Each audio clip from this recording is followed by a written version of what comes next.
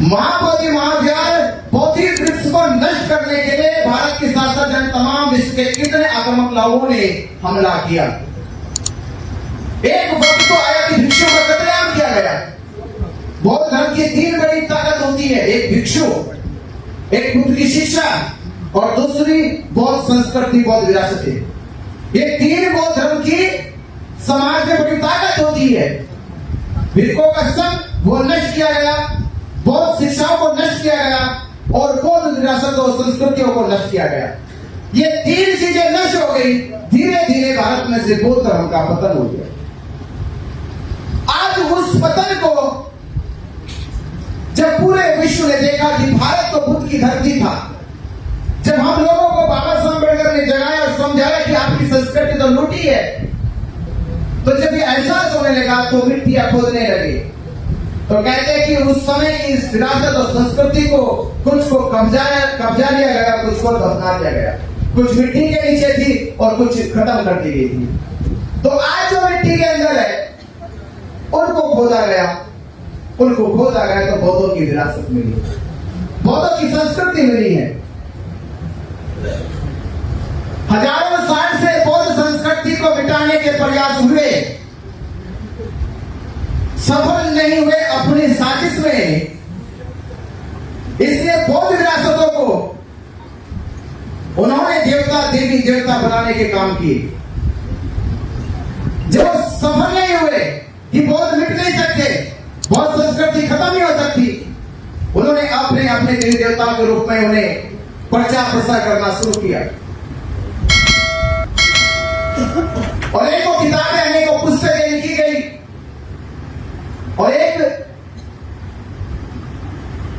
स्वामी विवेकानंद जी जो उस समय हिंदू धर्म को बड़ा अच्छा मानते थे, बड़ा उनका प्रचार प्रसार भी करते थे, आखिर समय में उन्होंने भी कहा कि जगन्नाथ मंदिर जगन्नाथ भगवान का नहीं है, वो तथागत बुद्ध का महाविहार है।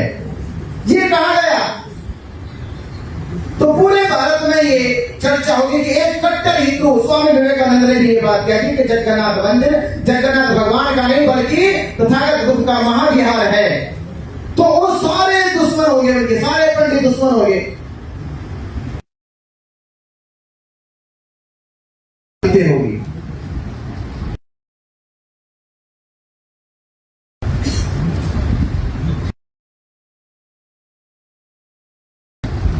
सत्य की लड़ाई बहुत कड़वी है, विरोधी है, विरोधाभास है। सिद्धार्थ गौतम ने शाक्य कुलों के खिलाफ जाके कहा कि आप कौलियों के साथ युद्ध करें और युद्ध करके रोहिणी नदी का कोई हल निकाले।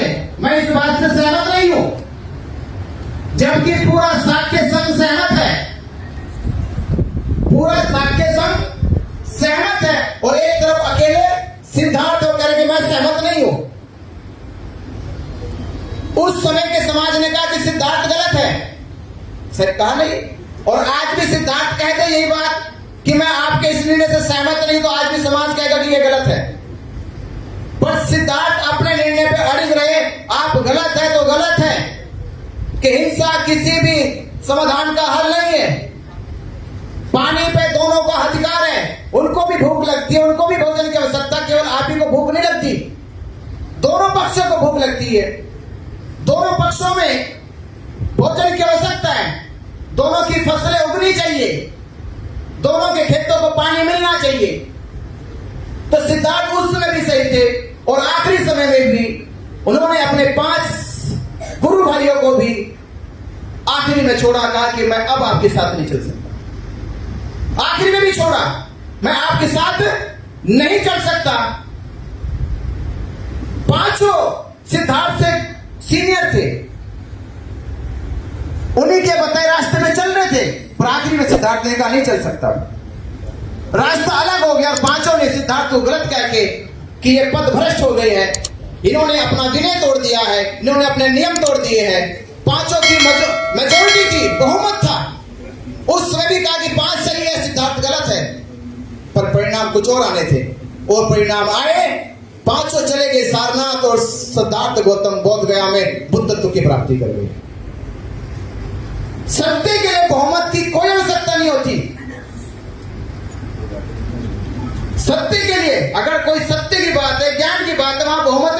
बहुमत चलता है राजनीति में। केवल बहुमत से केवल राजनीति की जा सकती है, ज्ञान प्राप्त नहीं किया जा सकता। फिर ज्ञान प्राप्ति के लिए बहुमत चाहिए आपको। तो आखिर में वही हुआ, सिद्धार्थ ने अपने आप को सिद्ध किया, वो बुद्ध बने तो पांचों भी उनके शरण में आए और पूरा शाक्य संघ उनके शरण में आ गया। सत्य की राह पे चलना चाहिए, बहुमत की राह राजनीति पैदा करेगी। तो जब तथागत अपनी राह पे चलते रहे तो सारा बहुमत जितना पंडों का बहुमत था उनके खिलाफ हो गया। वही आज भी हम ये कहते, आज भी बाबा साहब अम्बेडकर जब संविधान सभा में जाते सारा बहुमत बाबा साहब के खिलाफ कि बाबा साहब को संविधान सभा में नहीं भेजो, बाबा साहब को चुनाव हराओ। सारा बहुमत इकट्ठा और बाबा साहब को चुनाव हराया गया। पर सत्य कुछ और ही था। लड़ाई जब संकल्पित हो, जब लड़ाई विश्वास से लड़ी जा रही हो, देखो कैसे घूमते घूमते कैसी आई लड़ाई। पहले हराया गया, फिर सीट को बंटवारा कर दिया गया, तीसरे फिर बाबा साहब अम्बेडकर को चुनाव लड़वाया गया और तीसरी बार चुनाव लड़के फिर से संविधान सभा भेजना का काम किया गया।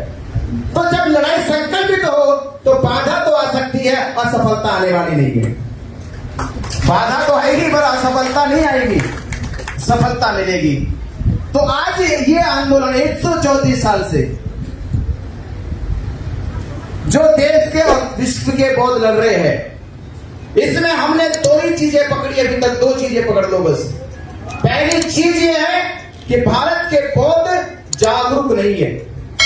भारत के बौद्ध जागरूक नहीं है। उन्हें अब तक ये ख्याल ही नहीं कि महाबोधि महाविहार मुक्त होना चाहिए या नहीं होना चाहिए। हमारे जीवन उद्देश्य होना चाहिए। तो भारत के बौद्ध जागरूक नहीं है कि महाबोधि महाविहार मुक्त होना चाहिए या नहीं होना चाहिए, या ये बीटी एक्ट क्या है, ये कानून क्यों बनाया गया, कब बनाया गया, इस कानून से क्या होता बौद्धों के साथ, तो क्या सबसे बड़ा नुकसान होता है। अगर बीटी एक्ट ना होता, अगर बीटी एक्ट ना होता तो आप सोचिए भारत के राम मंदिर, शिरडी मंदिर और साईं मंदिर, तिरुपति बालाजी मंदिर, ये केवल भारत के हिंदुओं के मंदिर है। कहां के मंदिर है? भारत के हिंदुओं के मंदिर है। और केवल भारत के हिंदू जब इसमें दान देते तो उनकी दान की गणना कितनी होती है? करोड़ों में होती है, करोड़ों में। महाबोधि महाविहार केवल भारत के बुद्धिस्टों का महाविहार नहीं है, वो विश्व के 56 देशों से ज्यादा बौद्ध उपासक उपासिकाएं उसमें श्रद्धा से दान देते हैं कि धर्म का प्रचार प्रसार पूरे विश्व में जाए।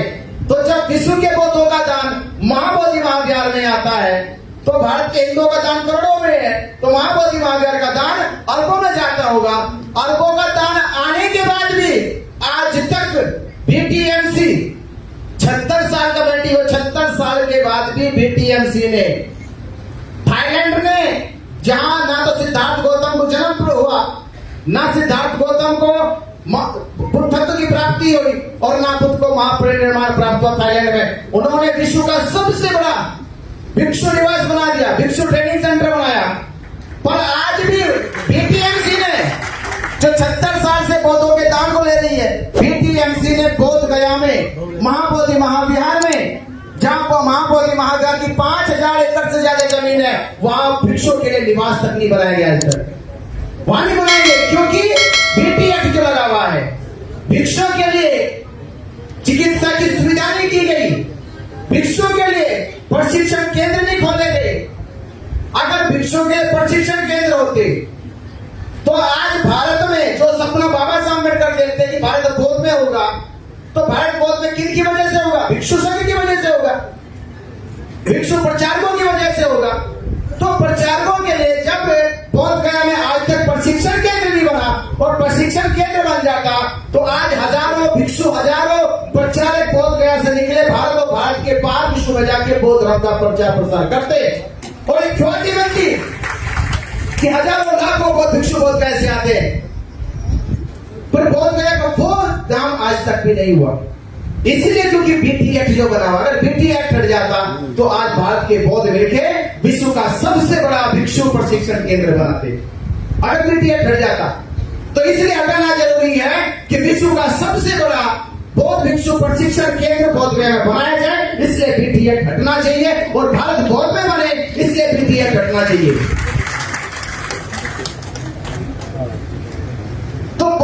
भारत में ये जागरूकता पैदा नहीं हुई कि पीटी एक्ट क्या है, महाबोधि महाविहार मुक्त क्यों होना चाहिए। तो पहला काम हमने अपने इस विश्लेषण में सोचा कि सबसे बड़ा काम ये करो, महाबोधि महाविहार मुक्ति के लिए पूरे देश के बौद्धों को जागरूक करो। क्या करो? जागरूक करो। दूसरा काम, बौद्धों को एकजुट करो। क्या करो? दो ही काम करना, भारत के बौद्धों को जागरूक करो और एकजुट करो। और जिस दिन भारत के बौद्ध एकजुट होकर करोड़ों की संख्या में चले गए, कितनी संख्या में?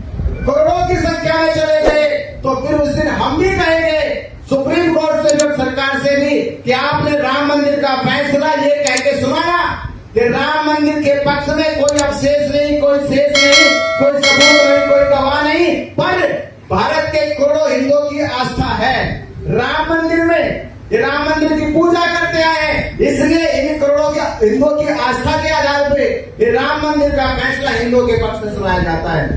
तो तब हम भी कहेंगे कि अब भारत के करोड़ों बुद्धिस्टों की आस्था है। अब ये मामला सरकार और पीटी एक्ट बौद्धों के बीच का नहीं है, बल्कि बौद्धों की आस्था का मामला है। तो उनको बात माननी पड़ेगी। तो ये कब होगा? जब भारत में बौद्धों की ताकत का पता चलेगा। भारत में अभी तक बौद्धों की ताकत का ही नहीं पता है। हमने इसलिए कहा था बुद्ध पूर्णिमा पे कि भारत के इतिहास में ये तारीख दर्ज होनी चाहिए, ये बिहार राज्य की तारीख दर्ज होनी चाहिए, गया में तारीख दर्ज होनी चाहिए कि 12 तारीख को 12 लाख बौद्ध बोध गया पहुंचे हैं। पर सरकार षड्यंत्र करी, सब कुछ किया उन्होंने, और हमारे उस प्रोग्राम को भारत पाकिस्तान का युद्ध का हवाला देके फेल करने का काम किया गया। पर इसका अर्थ ये नहीं कि हम फेल हो गए, हम निराश हो गए। एक कहावत है कि शेर एक कदम पीछे जाता है इसलिए नहीं उतर गया, बल्कि इसलिए जाता है कि छलांग लंबी लगाने वाला है, तो छलांग लंबी लगाने वाला है। तो हमने कहा कोई बात नहीं, आपने वो वाली 12 हमारी निकाली है। अब आने वाली 12 फरवरी 2026 को एक लंबा समय बना के पूरे देश के बौद्धों को जागरूक करेंगे और 12 फरवरी तक करोड़ों बुद्धिस्टों को एकजुट करेंगे और महाबोधि महाविहार मुक्त करेंगे।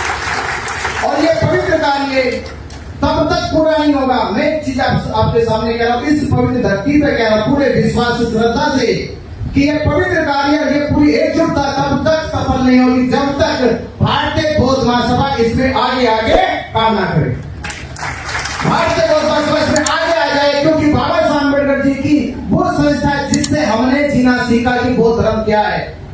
मेरा जीवन की शुरुआत, मैंने कहा था अपने मेलाए में बैठे थे, मुझसे बहुत लंबी चौड़ी बात कर रहे थे। मैंने कहा कि मैं आपको एक सच्चाई बता रहा हूँ, मेरे जीवन की शुरुआत 13 फरवरी 2014 में 10 दिन का मैंने भारतीय बौद्ध महासभा में लिया था। वहीं से शिक्षा करके ये संकल्प लिया कि भारत में राजनीति के पेड़ लगकर फल देने लगे, राजनीति के पेड़ लगकर फल देने लगे, पर अभी तक धमकिया बीज बंजर भूमि में बोया तक नहीं गया। इस बंजर भूमि को उपजाऊ बनाना, बीज बोना है। और भारत के कम से कम जो युवा भिक्षु है, आप देखिए संख्या के अनुपात में, आप सभी जानते संख्या के अनुपात में भिक्षुओं की उम्र कितनी है? 50 है, 60 है, 70 है। संख्या के अनुपात में 80-90% मिलेंगे, पर युवा भिक्षु बहुत कम मिलेंगे। तो मैं तो विनती करता हूं अपने वरिष्ठ भिक्षुओं से कि आप लोग तो बहुमत में है, हम अल्पसंख्यक वालों को थोड़ा सा अपना आशीर्वाद जरूर देते हैं। तो युवा भिक्षु अल्पसंख्यक में है, तो ये मेरा, तो मैंने वो सोचा कि ये काम पूरा हो सकता है अगर भारतीय बौद्ध महासभा इस आंदोलन को पूरी तरह से लीड करे, आगे आए। कि भारतीय बौद्ध महासभा कहे कि भारतीय बौद्ध महासभा का उद्देश्य अब होगा कि महाबोधि महाविहार मुक्त करा के रहेंगे। भीमराव अम्बेडकर जी बैठे और इनकी तरफ से इनके सभी साथियों को मैं यही विनती कर रहा हूँ, निवेदन कर रहा हूँ कि वो आए, ये पवित्र संस्था इस पवित्र आंदोलन को आगे लेकर चले। और आने वाली 12 फरवरी 2026 तक हम बुद्ध वंदना करें तो भी बोध गया मुक्ति का जिक्र करें, कहीं धर्म का प्रचार करें तो महाबोधि महाविहार मुक्ति का जिक्र करें। किसी से भी धार्मिक सामाजिक चर्चा हो तो अपनी चर्चा में ये आदत बना लो कि उसमें कहीं ना कहीं महाबोधि महाविहार मुक्ति की बात जरूर आनी चाहिए। और वो बात आने लगी तो आपकी बात पूरे देश में चली जाएगी, और जब देश में चली जाएगी तो सरकार के कानों में और सुप्रीम कोर्ट के कानों में भी चली जाएगी। फिर वो रात को सो नहीं सकते चैन से, बोलेंगे अब तो मुक्त करना ही होगा, पूरे देश के करोड़ों बुद्धिस्ट एकजुट हो जाओ और महाबोधि महाविहार मुक्त करा लो। और आखिर में ये यात्रा 17 अगस्त और 2025 में दीक्षा भूमि नागपुर से शुरू की गई। किसी ने मुझसे सवाल किया कि आपने नागपुर से क्यों शुरू की गई? मैंने कहा तथागत बुद्ध को बोध गया में ज्ञान प्राप्त हुआ, पर ज्ञान किसी को दिया नहीं, वहां पे प्राप्त तो कर लिया पर दिया नहीं। दिया कहां जाके? सारनाथ में, क्योंकि सारनाथ की भूमि उपजाऊ थी। वहां पे तपस्वी साधक सन्यासी लोग बैठे थे, तपस्या कर रहे थे। तो बुद्ध ने कहा कि जो लोग ज्ञान के भूखे उनको दिया जाए। तो इस समय भारत की सबसे शक्तिशाली, सबसे मजबूत जो कड़ी है वो दीक्षा भूमि नागपुर है। और दीक्षा भूमि नागपुर से जब ये लौ चलाई जाएगी तो इस लौ की श्रृंगार पूरे देश में फैलेगी। तो 17 अगस्त से शुरू हुई और ये यात्रा आज 2 सितंबर को अपने मध्य स्थान पे पहुंची है। और यहाँ हमने ये संकल्प लिया था कि हम चैत्य भूमि पहुंचकर ये संकल्प लेंगे कि हे बाबा साहब अम्बेडकर, आपने 14 अक्टूबर 1956 को हमें धम्म दिया, हमारा मान बढ़ाया है। हम संकल्प ले रहे कि बाबा साहब अम्बेडकर, आपने 14 अक्टूबर 1956 को धम्म दिया, हमारा मान बढ़ाया है। हम आपके बच्चे महाबोधि महाविहार मुक्त करके आपको देंगे और आपका सम्मान बढ़ाएंगे। ये संकल्प हमने लिया कि ये संकल्प लेके आगे की यात्रा को शुरू करेंगे। और ये यात्रा पूरे देश में आने वाली 12 फरवरी तक पूरे देश के पौधों को जागरूक करने का काम करेगी। आपने मेरी बात को ध्यानपूर्वक सुना, आपका बहुत बहुत धन्यवाद, साधुवाद। और इस यात्रा को हमारे साथ कंधे से कंधा मिलाकर चलने वाले सबसे, जिन्होंने, मैं जेल में था तब, जेल में उन्होंने कहा कि बंदे जी तैयारियां हो गई। तो मैंने कहा तैयारी होगी, निकलने की तैयारी नहीं हुई अभी, पहले निकलने की तैयारी करो, करेंगे प्रोग्राम की तैयारी हो गई, सबसे बात हो गई। बोले सबसे बात मत करो, पहले वकील से जज से बात करो, इनसे बात होता है पहले तुम किसी से बात करना। तो लोगों ने लगा प्रयास किया और फाइनली हमें जमानत मिली। जमानत जो 8 दिन में मिलनी चाहिए थी उसे मिलने में कम से कम 68 दिन लगे। जो केस ही नहीं था, छोटा केस में क्या लिखा? अटेम्प्ट टू मर्डर का केस बना मेरे ऊपर, मारने का प्रयास। और कैसे मारने का?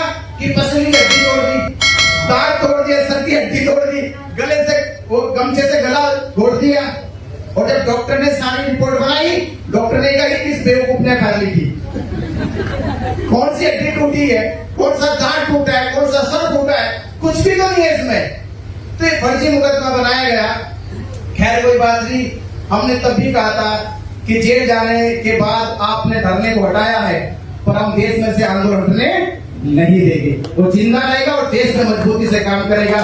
तो इस यात्रा को सफल बनाने के लिए हमारे नितिन गडकरी भाई और राकेश भार्गवे जी, योगेश राउत, जिन्होंने बहुत मेहनत करके इस यात्रा को सफल बनाने के लिए। और 16 अगस्त का नागपुर में हजारों संख्या, वहां अभी तक भी लोग कहते हैं कि वो जो क्या नाम उसका, सुरेश भट्ट, बोले कि वहां बड़े बड़े नेता आते हैं, बड़े नेता, वो तब भी नहीं भरता। पर बहुत धन की ताकत इतनी बड़ी थी, महाबोधि महाविहार की ताकत उतनी बड़ी थी कि 16 अगस्त को वो सुरेश भट्ट भर गया। सुरेश सभागर भरा वो, सुरेश भट्ट सभागर भरा वो। बोले कि एक नीचे का तो फ्लोर भरा, सेकंड फ्लोर नहीं भरा। इतने लोग वहां पर उस दिन आए। तो लोगों ने अखबार में खूब छापा कि मुख्यमंत्री की सभा में नहीं भरा, मंत्री की सभा में नहीं भरा, ये आंदोलन की सभा में भर गया। तो हमें लगा कि बहुत बड़ी ताकत है और समाज जागरूक हो रहा है। और समझ चलने वाली इस यात्रा में मेरे भिक्खु संघ, हमारे साथी लोग जो मीडिया के साथ इस यात्रा को सफल बना रहे हैं, भिक्खु संघ साथ चल रहा है, उपासक लोग साथ चल रहे हैं। और समस्त लोग जिन्होंने यात्रा को नागपुर से लेके अमरावती, अकोला, बुल्डाना, जालना और मालेगांव और नासिक, मुंबई तक, कल्याण तक लेकर आए। अब नाम लिस्ट करवानी पड़ेगा अगले कार्यक्रम के लिए। तो 24 तारीख में इसका आखिरी फाइनल प्रोग्राम भी होगा। तो 24 पर लिस्ट बना के सबको पत्र के साथ सम्मान करेंगे। ऐसा सम्मान करेंगे कि वो कहेंगे कि ये महाबोधि महाविहार की मुक्ति का सम्मान उनको मिल रहा है कि महाबोधि महाविद्यालय मुक्त होके रहेगा, मुक्त होके रहेगा, मुक्त होके रहेगा। इस सम्मान